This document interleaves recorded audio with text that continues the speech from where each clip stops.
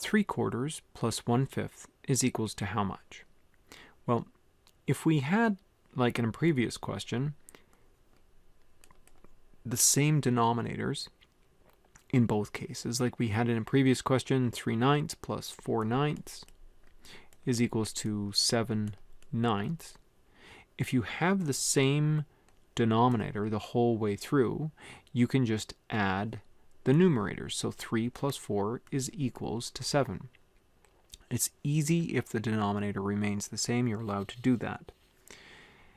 If, on the other hand, you have, like we do in this question, 3/4 plus 1/5, well, now we're stuck. We can't add these together directly because it's like adding apples to oranges. I can't add 3 of something, quarters, to 1 of something else, fifths. I can't add quarters to fifths. I have to change them both into something that's common.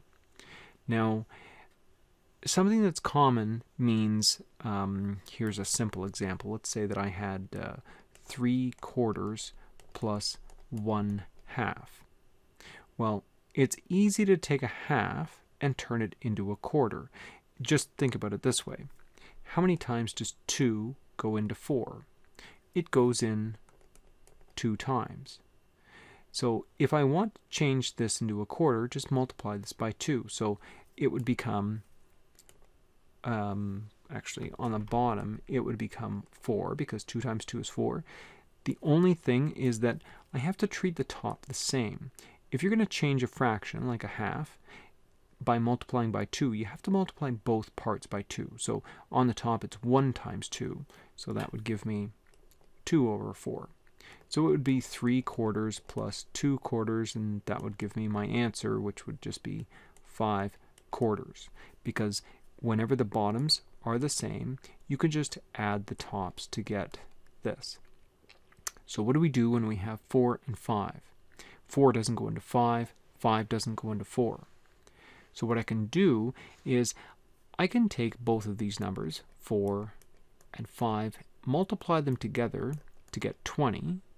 The reason that I would do that is because multiplying the two of them together automatically gives me an answer that both of them go into. For example, how many times does 4 go into 20? Well, it goes in 5 times. How many times does 5 go into 20? It goes in 4 times. Of course it does, because I just did 4 times 5 gives me 20. So both of those numbers will go in a nice even way. So I'm going to change this to being over 20 and over 20. But I have to think about, how did I get there? So it was 4 times 5 on the bottom, so I have to do 3 times 5 on the top. 3 times 5 gives me 15. How did I get to 20 from 5? 5 times 4 gives me 20, so it's got to be 1 times 4. And so that gives me 4.